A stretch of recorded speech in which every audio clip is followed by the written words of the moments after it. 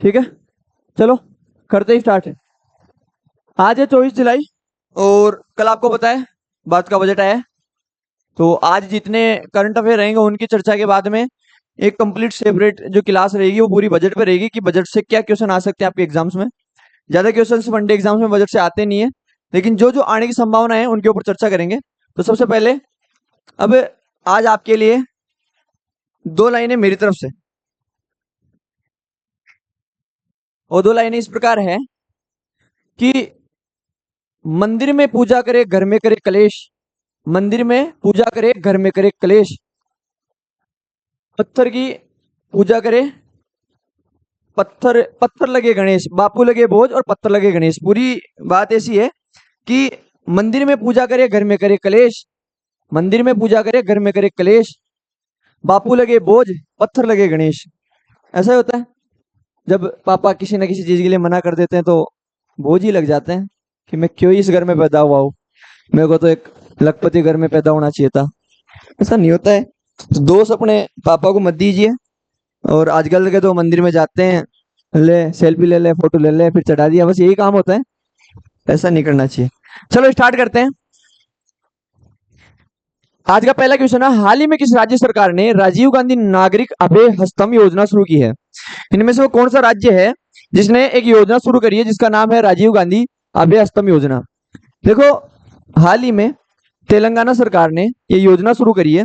इस योजना का मुख्य उद्देश्य ये है कि जो भी गरीब बच्चे या पिछड़े वर्गों के बच्चे जो सिविल सर्विसेज का पेपर पास कर लेते हैं उनको आगे की पढ़ाई करने के लिए, यानी यूपीएससी का जो प्री पास कर लेंगे बच्चे, उनको आगे की पढ़ाई करने के लिए 1 लाख रुपए तक की आर्थिक सहायता देगी। कौन? तेलंगाना सरकार। देखिए आगे चलते हैं। राजीव गांधी नागरिक अभय हस्तम योजना, ठीक है, किसने स्टार्ट करी है? तेलंगाना सरकार ने। इसमें 1 लाख रुपए दिए जाएंगे उन स्टूडेंट्स को, students for clearing the civil services preliminary exam and preparing for the mains exam. यानी जो बच्चे प्री पास कर लेते हैं उन बच्चों को मेंस की, एक बार देखिए ना, मेंस का एक देखिए, जल्दी से विकास जी बंद कर दो अगर कुछ हो रहा है ना ऐसा। मेंस का, मेंस एग्जाम की तैयारी करने के लिए 1 लाख रुपए की आर्थिक सहायता कौन देगी? तेलंगाना सरकार। तेलंगाना सरकार। देखिए आगे चलते हैं। राजीव गांधी नागरिक अभय हस्तम योजना, तेलंगाना के मुख्यमंत्री रेवंत रेड्डी ने राजीव गांधी सिविल अभय हस्तम योजना 2024 की शुरुआत की है।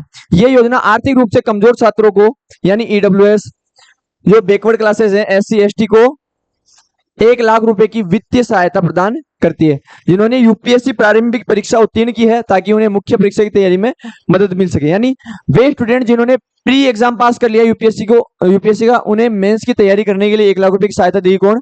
तेलंगाना सरकार। यहां से क्वेश्चन पूछ सकता है तेलंगाना के मुख्यमंत्री कौन है? रेवंत रेड्डी। ठीक है, आगे चलते हैं। अगला क्वेश्चन है वो इस प्रकार है, हाल ही में किन पूर्व भारतीय खिलाड़ियों को अमेरिका के न्यूपोर्ट में अंतरराष्ट्रीय टेनिस हॉल ऑफ फेम में शामिल किया गया? इनमें से 2 व कौन से खिलाड़ी हैं जिनको हाल ही में पूर्व भारतीय खिलाड़ी जिनको हाल ही में अमेरिका के न्यूपोर्ट में अंतरराष्ट्रीय टेनिस हॉल ऑफ फेम में शामिल कर लिया गया?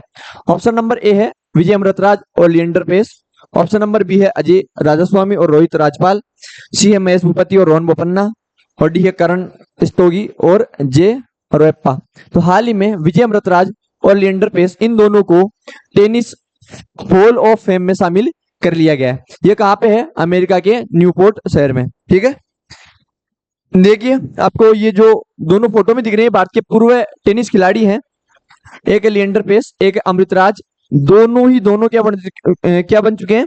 एशिया के पहले ऐसे आदमी बन चुके, ऐसे खिलाड़ी बन गए हैं जिनको international tennis hall of fame में शामिल किया गया है। क्वेश्चन पूछ सकता है, हाल ही में एशिया के पहले व्यक्ति या पहले खिलाड़ी कौन बने हैं जिनको टेनिस हॉल ऑफ फेम में शामिल किया गया है? कौन कौन बने हैं? एक तो लिएंडर पेस और एक अमृतराज। ठीक है, आगे चलते हैं। विजय अमृतराज, देखिए भारतीय टेनिस के दिग्गज लिएंडर पेस और विजय अमृतराज संयुक्त राज्य अमेरिका में स्थित international tennis hall of fame में शामिल कर लिए गए हैं या होने वाले पहले भारतीय और पहले एशियाई पुरुष टेनिस खिलाड़ी बन गए हैं। ठीक है, यहाँ से कोई भी क्वेश्चन आए तो आप कर लेना। आगे चलते हैं, अगला क्वेश्चन है मोस्ट इंपोर्टेंट क्वेश्चन। अब यहाँ से लगभग जो चर्चाएं आएगी वो बजट के ऊपर आएगी।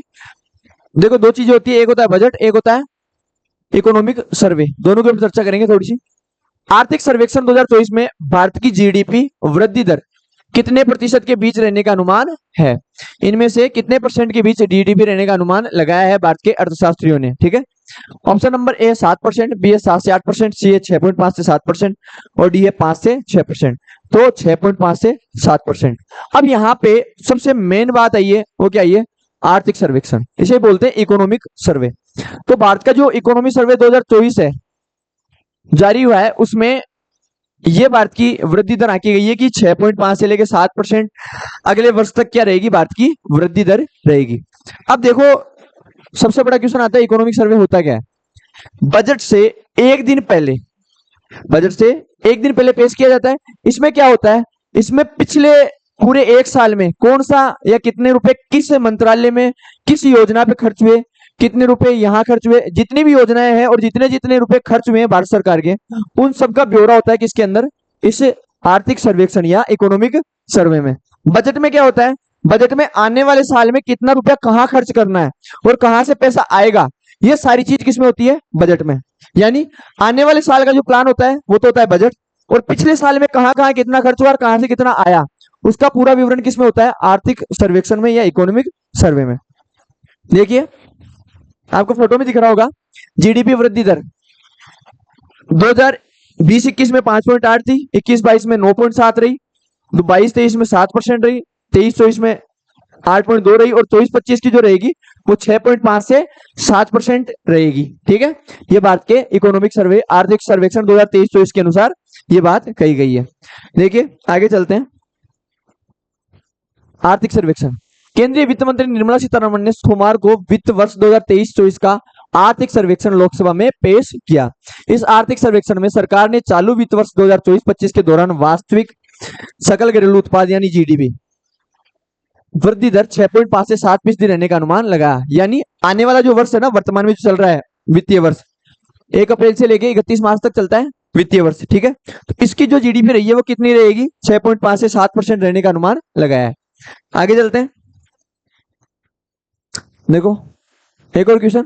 मेलबर्न के भारतीय फिल्म महोत्सव यानी इंडियन फिल्म फेस्टिवल में किस अभिनेता को भारतीय कला एवं संस्कृति के दूत पुरस्कार से सम्मानित किया गया है? इनमें से कौन सा अभिनेता है जिसे ये भारतीय कला एवं संस्कृति का दूत पुरस्कार दिया जाएगा? देखो पहले बता दूं मैं, भारतीय फिल्म जो महोत्सव है ये अगस्त में आयोजित होगा, 15 अगस्त से स्टार्ट होएगा, लेकिन इनकी जो इनामों की घोषणा है वो अभी हो चुकी है। ठीक है, तो यहां से ध्यान रखना कि जो रामचरण है साउथ के सुपरस्टार, इन्हें टॉलीवुड के एक्टर भी बोले जाते हैं। टॉलीवुड जानते हो टॉलीवुड क्या होता है? कमेंट बॉक्स में बताना टॉलीवुड किसे कहते हैं। ठीक है, रामचरण है, इनको हाल ही में भारतीय कला एवं संस्कृति के दूत का पुरस्कार दिया जाएगा। किसमें? मेलबर्न के भारतीय फिल्म महोत्सव में। देखिए ये जो आपको फोटो में दिख रहे हैं इनको सब जानते होंगे, ये है रामचरण, इनको ये पुरस्कार दिया गया है। थोड़ी सी चर्चा करते हैं इसके ऊपर।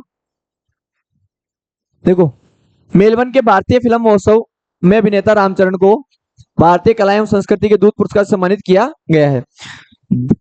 20 से 28 नवंबर 2024 को गोवा में आयोजित होने वाले 55वें भारत अंतर्राष्ट्रीय फिल्म महोत्सव, यह है भारत में आयोजित होगा वो, लेकिन जो ये वाला है ना मेलबर्न वाला भारतीय फिल्म महोत्सव, ये 15 अगस्त से स्टार्ट होएगा।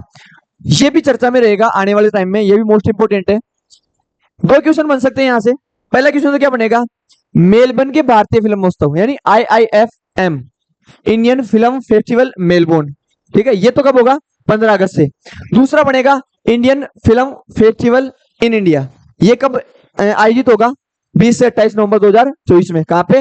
गोवा में। ठीक है, इसका हाल ही में पोस्टर और ट्रेलर दोनों का अनावरण भारत ने कर दिया है। ठीक है, ये नवंबर में आयोजित होगा भारत में। यहां से ये 2 ही क्वेश्चन बनेंगे, इसके अलावा कोई क्वेश्चन नहीं बनेगा। अब थोड़ा आगे चलते हैं। लो जी, अब आराम से चर्चा करेंगे पूरी की पूरी बजट के ऊपर। बजट मोस्ट इंपोर्टेंट है, आपके एग्जाम में हो सकता है बजट से करंट के क्वेश्चंस नहीं आए, बहुत कम आए, लेकिन जो इसका बैकग्राउंड डेटा है वहां से कंफर्म है वनडे एग्जाम्स में क्वेश्चन आते ही आते हैं। अब आराम से देखना इसको। सबसे पहली बात, बजट का जो नाम है संविधान में वो क्या है? वार्षिक वित्तीय विवरण या ब्यौरा। क्वेश्चन ये पूछ सकता है कि संविधान में बजट को किस नाम से जाना जाता है? वार्षिक वित्तीय विवरण या वार्षिक वित्तीय ब्यौरा। देखो, वार्षिक वित्तीय ब्यौरा जिसे बजट के एक भाग के रूप में प्रस्तुत किया जाता है, भारत के संविधान के अनुच्छेद 112 के अंतर्गत आता है। सीधा क्वेश्चन आ सकता है कि जो बजट है, बजट का उल्लेख संविधान के किस अनुच्छेद में है? 112 में। आर्टिकल 112 में बजट का उल्लेख है। बजट शब्द के रूप में नहीं है, वार्षिक वित्तीय विवरण के रूप में इसका उल्लेख होता है। आगे देखिए, इसे कहा गया है कि वार्षिक वित्तीय ब्यौरा जिसे प्रत्येक वित्तीय वर्ष के लिए भारत सरकार की अनुमानित आय और व्यय के ब्यौरे के रूप में जाना जाता है। यानी हर वर्ष भारत को कितनी आय होगी और भारत कितना रुपया खर्च करेगा, वो सारा का सारा जो लेखा जोखा होता है वो किसमें होता है? बजट में। ठीक है, राष्ट्रपति द्वारा संसद के दोनों सदनों के समक्ष रखा जाएगा। बिना राष्ट्रपति की अनुमति के बजट को संसद में अपन नहीं रख सकते हैं। बजट लाता कौन है? भारत का वित्तीय मंत्री लाता है, लेकिन राष्ट्रपति के कहने के बाद में। आगे देखिए, रिकॉर्ड में चालू वित्तीय वर्ष के लिए सरकार की प्राप्तियां और परिपक्व पूर्व वित्तीय वर्ष और बजट वर्ष 3 अलग अलग हिस्सों में शामिल होते हैं। अब यहाँ पे 3 चीजें बोली इसमें। भारत की प्राप्तियां थोड़ा सा टेक्निकल शब्द है कि भारत को कितनी आय प्राप्त हुई, कितना खर्च करेगा पहले वाले वर्ष में, वो किसमें आएगा?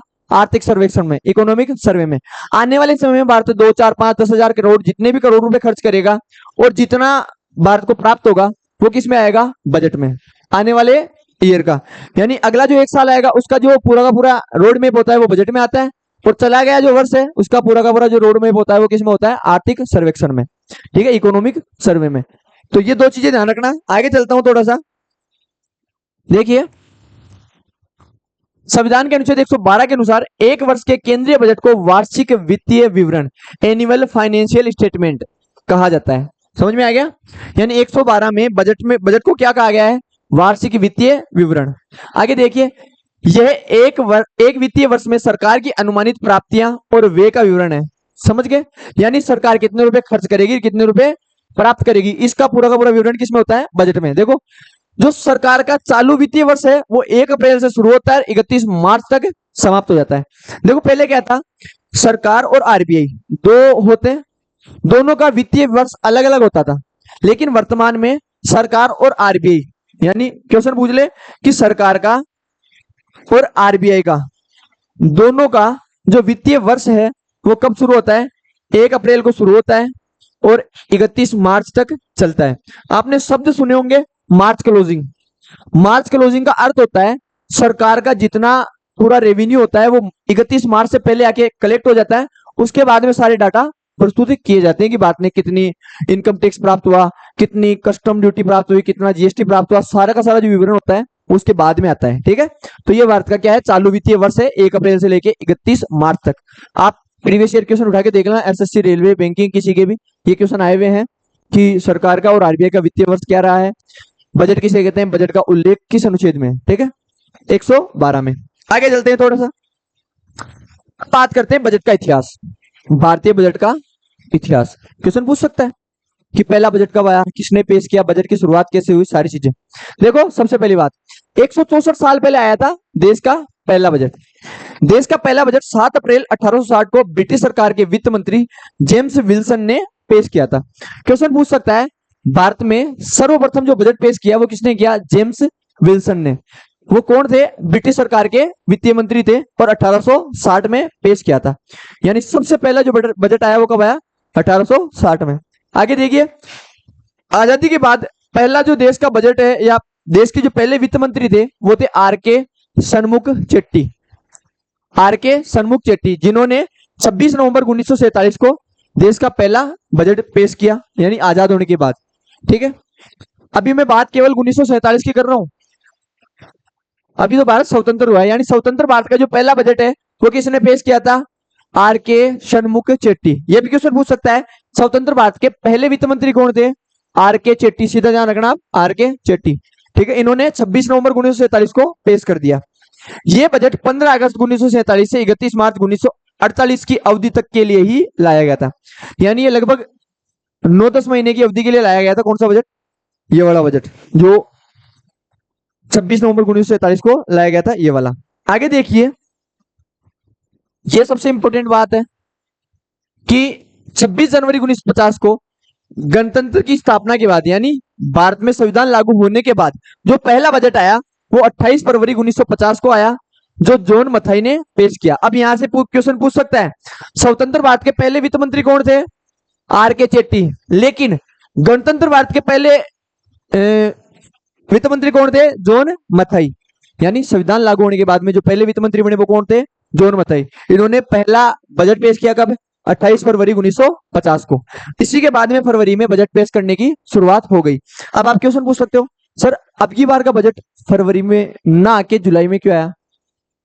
क्योंकि फरवरी में बजट आ चुका था, लेकिन वो अंतरिम बजट था, वो छोटा सा बजट था। क्यों? चुनाव होने थे भारत में, चुनावों के बाद में वापस बजट आया है जो अपने 1 साल के लिए अब लागू रहेगा। ठीक है, ये पूरी की पूरी बात ध्यान रखना कि 26 जनवरी 1950 को गणतंत्र की स्थापना के बाद में पहला बजट किसने पेश किया? जॉन मथाई ने। स्वतंत्रता के बाद पहला बजट आर के चेट्टी ने। ठीक है, और भारत का जो पहला बजट है वो किसने पेश किया था? 1860 में जेम्स विल्सन ने। ये बजट के इतिहास के ऊपर कुछ चर्चा थी। आगे चलते हैं, 2024 के बजट के ऊपर भी चर्चा करेंगे थोड़ी सी। आ जाओ भाई, बजट और संवैधानिक प्रावधान। अब जो पढ़ने अभी उसमें पढ़ा है वो पूरी की पूरी बात इधर है कि स्वतंत्रता के बाद भारत का पहला केंद्रीय बजट 26 नवंबर 1947 को आर के षणमुख चेट्टी द्वारा प्रस्तुत किया गया था। पूर्व प्रधानमंत्री मोरारजी देसाई के नाम भारतीय वित्त मंत्रियों में सबसे ज्यादा बजट पेश करने का रिकॉर्ड है। क्वेश्चन ये भी आ सकता है कि किस वित्तीय मंत्री के पास सबसे ज्यादा बार बजट पेश करने का रिकॉर्ड है? वो कौन है? मोरारजी देसाई। इन्होंने प्रधानमंत्री जवाहरलाल नेहरू और लाल बहादुर शास्त्री के अधीन काम किया और अपने कार्यकाल के दौरान कुल 10 बार बजट पेश किया है। कितने बार? 10 बार। लेकिन ये लगातार पेश नहीं किया। अब यहां से क्वेश्चन आ सकता है कि लगातार सबसे ज्यादा बार बजट पेश करने का जो रिकॉर्ड है वो किसके नाम है? निर्मला सीतारमण। लगातार 7 बार बजट जो पेश करने का जो रिकॉर्ड है वो किसके नाम हो गया है? निर्मला सीतारमण। तो यहां से क्वेश्चन पूछ सकता है कि सर्वाधिक बार लगातार बजट पेश करने का रिकॉर्ड किसने बनाया है? निर्मला सीतारमण ने। और वैसे टोटल 10 बार किसने पेश किया है? मोरारजी देसाई ने। आगे देखिए, निर्मला सीतारमण ने 1 फरवरी 2020 को सबसे लंबा बजट भाषण दिया जो कि 2 घंटे 40 मिनट तक चला। क्वेश्चन पूछ सकता है, अब तक किस वित्तीय मंत्री ने सबसे लंबा बजट भाषण दिया है? वो किसने दिया है? निर्मला सीतारमण ने। आगे देखिए, 1977 में ही हीरूभाई मूलजी भाई पटेल का अंतरिम बजट भाषण सबसे छोटा था जिसमें केवल 800 शब्द थे। इस वित्तीय मंत्री ने सबसे छोटा बजट भाषण दिया था जिसमें केवल 800 शब्द थे 1977 में। आगे चलते हैं, आप कोई बता सकता है कमेंट बॉक्स में कि 1977 में प्रधानमंत्री कौन थे? जनता दल की सरकार थी और प्रधानमंत्री कौन थे? आप कमेंट बॉक्स में बताना कि प्रधानमंत्री कौन थे।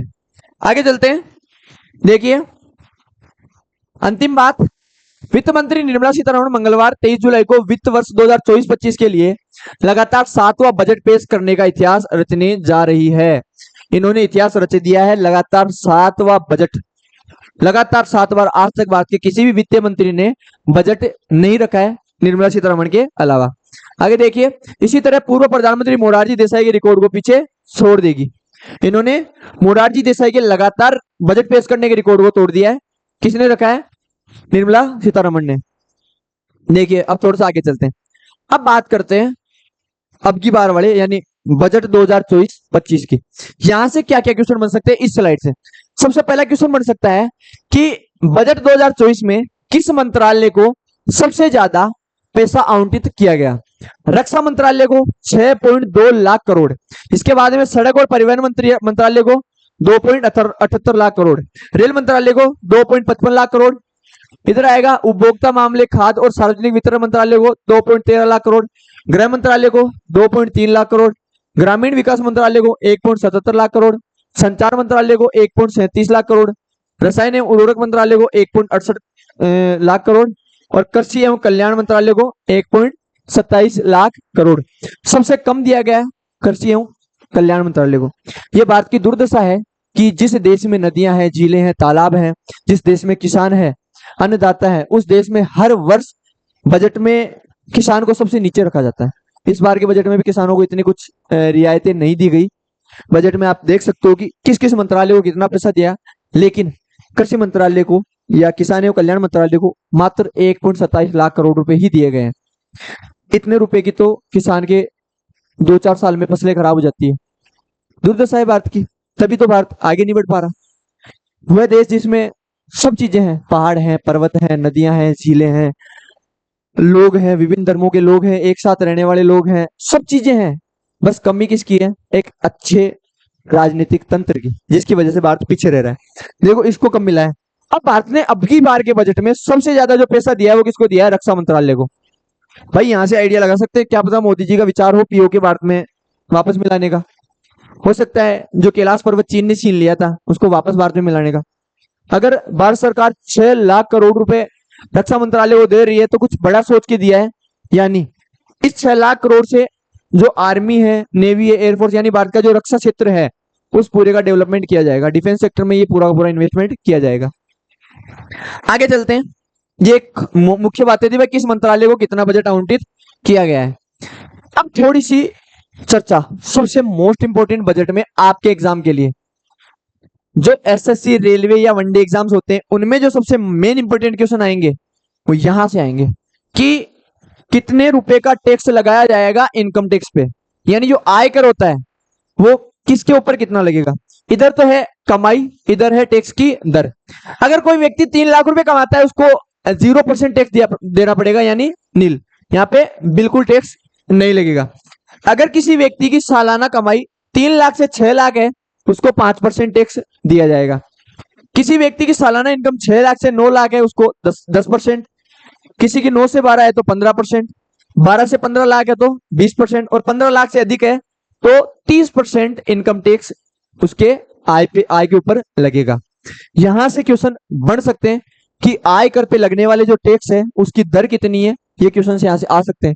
3 लाख रुपए तक 0%, 3 से 6 तक 5%, 6 से 9 तक 10%, 9 से 12 तक 15%, 12 से 15 तक 20% और 15 लाख से अधिक 30%। बाकी एक चीज बताऊं, एक प्रावधान है भारत के वित्त मंत्रालय के द्वारा किया गया है जिसमें लगभग 7 लाख तक है ना आपके 0% टैक्स लगता है। 7 लाख यहाँ पे दे रखा है स्लेब में, लेकिन जो लगभग 17,000 रुपए का जो टैक्स लगता है ना वो टैक्स माफ हो जाता है एक नियम के द्वारा। इसलिए 7 लाख तक बिल्कुल इनकम टैक्स फ्री होता है। आपको ध्यान रखना है ये वाला स्लेब। यहां से कोई भी क्वेश्चन बने आप सीधा कर ही लेना। अब देखो कुछ खास बातें बजट की। अंतरिम बजट 2024-25 में किसानों के लिए हुई घोषणाएं ये है। फसल कटाई के बाद सरकार पब्लिक और प्राइवेट इन्वेस्टमेंट को प्रमोट करेगा। सभी एग्रो क्लाइमेटिक जोन में सरकार नैनो डीएपी के उपयोग का विस्तार करेगी। सरकार ने यहाँ पे भी अपना ही फायदा देखा है कि जो नैनो डीएपी है, नीम लेपित यूरिया, नैनो डीएपी, इन सबको प्रमोट करेगी ताकि खुद का बनाया हुआ जो डीएपी है उसका प्रमोशन होए। आगे देखिए, ऑयल सीड्स यानी तिलहन में किसानों को आत्मनिर्भर बनाने के लिए आत्मनिर्भर ऑयल सीड्स अभियान के नियम बनाए जाएंगे। क्वेश्चन पूछ सकता है, ये क्वेश्चन पूछ सकता है कि आत्मनिर्भर ऑयल सीड्स अभियान किसके तहत चर्चा में आया? बजट 2024-25 में। ठीक है, आगे देखिए, डेयरी विकास के लिए व्यापक कार्यक्रम बनाया जाएगा। एक्वाकल्चर प्रोडक्टिविटी बढ़ाने, इंपोर्ट दोगुना करने और ज्यादा रोजगार के अवसर पैदा करने के लिए प्रधानमंत्री मत्स्य संपदा योजना में इंप्लीमेंटेशन यानी इसमें बदलाव किया जाएगा। ये भी ध्यान रखना, जो प्रधानमंत्री मत्स्य संपदा योजना है वो किससे संबंधित है? मछली पालन से, एक्वाकल्चर से। ठीक है, 5 इंटीग्रेटेड एक्वा पार्क्स बनाए जाएंगे। अभी ये चर्चा में और आएंगे, डेली रहेंगे, अपन कल भी इसके ऊपर थोड़ा सा चर्चा करेंगे। हाँ देखो, बजट की 5 बड़ी बातें। पहली, नौकरी वालों को 1 लाख रुपए में से कम सैलरी होने पर ईपीएफओ में पहली बार रजिस्टर करने वाले लोगों को 15,000 रुपए की मदद 3 किस्तों में मिलेगी। इसको थोड़ा समझेंगे पर आगे आने वाले दिनों में। एजुकेशन लोन, जिन्हें सरकारी योजनाओं के तहत कोई फायदा नहीं मिल रहा है उन्हें देश भर के संस्थानों में एडमिशन के लिए लोन मिलेगा। यानी अगर कोई किसी बड़े संस्थान में एडमिशन लेना चाहता है, उसकी फीस ज्यादा है तो वो एजुकेशन लोन ले सकता है। आगे देखिए, लोन का 3% तक पैसा सरकार देगी। यानी 3% सब्सिडी कौन देगी? सरकार। 3% पैसा कौन देगी? सरकार। और बाकी जो बच गया 97% पैसा वो कोई ना कोई बैंक देगा। आगे देखिए, किसान, युवा, महिला और गरीबों के विकास के लिए अलग अलग योजनाओं के जरिए बेनिफिट स्कीम लाई जाएगी।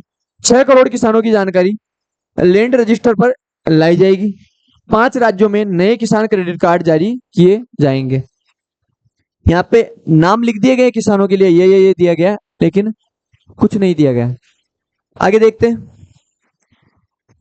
आज के जितने इंपॉर्टेंट करंट अफेयर थे या बजट से संबंधित जितनी बातें थी वही समाप्त होती है।